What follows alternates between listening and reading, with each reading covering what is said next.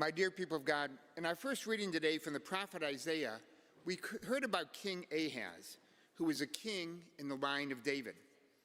And he had made a decision that was contrary to the will of God. And so God sent the prophet Isaiah to convince him to take a different course of action. And God offers Ahaz a promise that never else is found in the Bible.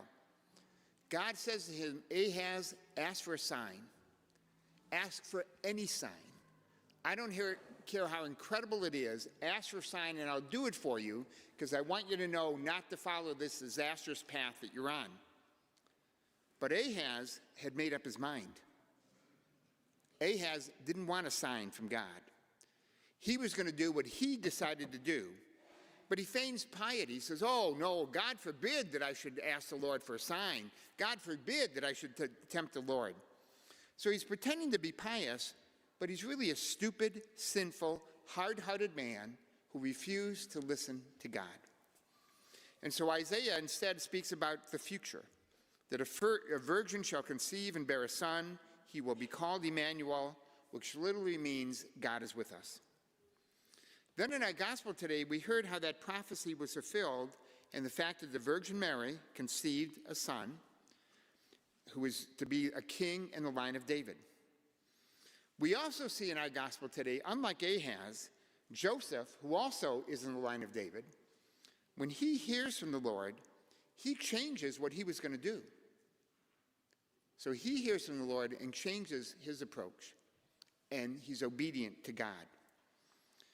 My friends, this week, we're going to celebrate the greatest gift God has ever given to us, the gift of his Son, who humbled himself to become one of us, who humbled himself to be born of Mary, who humbled himself to be born in a stable, who humbled himself eventually to embrace the cross, to suffer an agonizing death so that you and I could be saved, and who continues to humble himself in coming to us in the form of bread and wine.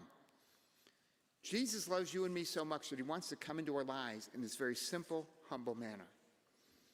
So during this holy season of Advent, we encourage you to give a gift to Jesus.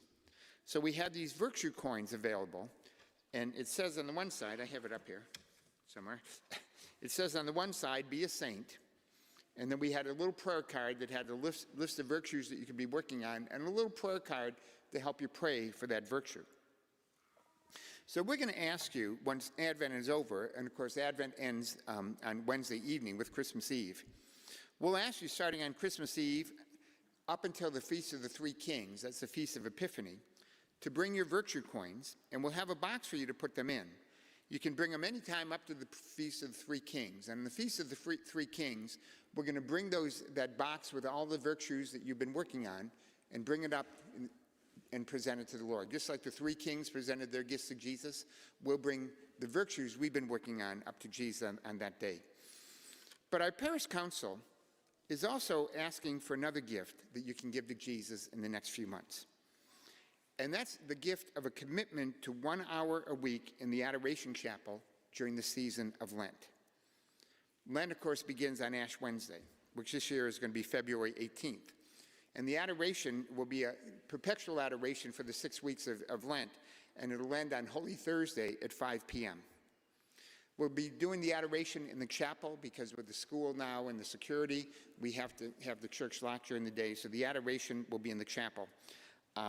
And we'll be asking people to make a commitment every week to the Lord. And that's why I'm preaching all the Masses this week, to ask you to commit an hour a week during the season of Lent to the Lord. You know, in recent years, we've been doing 40 hours right before Ash Wednesday, and we had great response to that. And that, of course, was adoration day and night with all the hours covered. The most difficult hours to fill, of course, are those hours between midnight and 6 a.m. We would ask the guys to step up to the plate. We'd ask the men to fill those hours from midnight till 6 a.m. I'm committing myself to do the 3 o'clock on Thursday morning, 3 o'clock every Thursday during Lent, to do that. We would ask if any teens want to do those hours, they need to come with a parent. We don't want any minors out in the middle of the night by themselves. But you know, when we did the 40 hours, there were several teens who came in the middle of the night with their parents. I got to tell you, I was really inspired by that, because when I was a teen, I probably wouldn't have done that. but we've had several teens that have done that in the last few years. We plan to do this with the monstrance on the altar. Normally in the chapel, we have a little monstrance inside the tabernacle behind a glass door so the Blessed Sacrament is protected. But the more proper way to do it is they have the monstrance on the altar. And so doing it with that, with the Blessed Sacrament accessible, we need to have 2 people for every hour. So with 168 hours a week, we need 336 commitments to cover all the hours. We're going to start the signups for this on that weekend of Epiphany. So on January 3rd, we'll start the signups. We do have adoration next week, a week from Tuesday, in the church, and it'll be a 12-hour adoration like we've been doing every month. So we don't want to confuse the two. So the signups for the Lenten adoration will be starting on January 3rd. And folks, there is so much to pray for. There are war-torn countries where we can be praying for peace. There's so much division in our country. We can be praying to overcome these divisions so that we can be united as a nation and we can enact just policies. We certainly want to be praying for our families. There's so much brokenness in so many families today. But I would also ask you to pray for our parish. Just this week, finally, we got a guaranteed maximum price for the rebuilding of our school. We submitted what we needed to the diocese this week. Now, the diocese requires that we have at least 50% of the money in the bank. They prefer 70%, but they require at least 50% of the bank. So as of Tuesday, when I turned everything in, we had 48% of the money in the bank. But the diocese won't be giving the approval until early January, and I'm thinking with the year end, we should exceed that 50% mark by then. The price came in higher than we anticipated.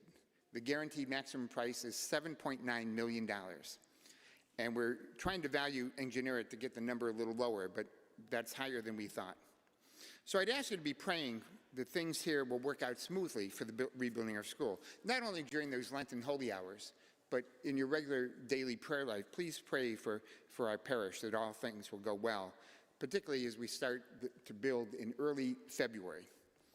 So as we approach Christmas, I just want to ask you to finish Advent strong. If you've fallen down on your on your virtue coins, you can start again. You can finish strong. I know myself, the virtues I've been working on is joy and prayerfulness. And I've done a little better, but I'm not going to be canonized over a saint over what I've done the last 4 weeks. But you can give your gift even if you haven't done perfectly. You can still bring that gift forward for Jesus. You can also, on the back of the coin, we're going to ask you to put the virtues you've been working on. If you do commit yourself to an hour a week in Lent, you can put that on as well, that I will commit 1 hour a week in the Adoration Chapel during the season of Lent. Bring your coins to church during the Christmas season. So again, that begins on Christmas Eve. And we'll bring it up during the offertory on the Feast of the Three Kings and the Feast of Epiphany, which this year will be the weekend of January 3rd and 4th. So bring your virtue coins back by then.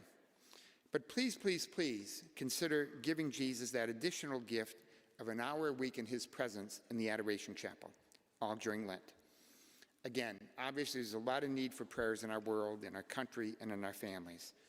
But I do ask that you continue to pray for our parish, especially as we hope to start at long last in February, the rebuilding of our school. So God bless you, and Merry Christmas.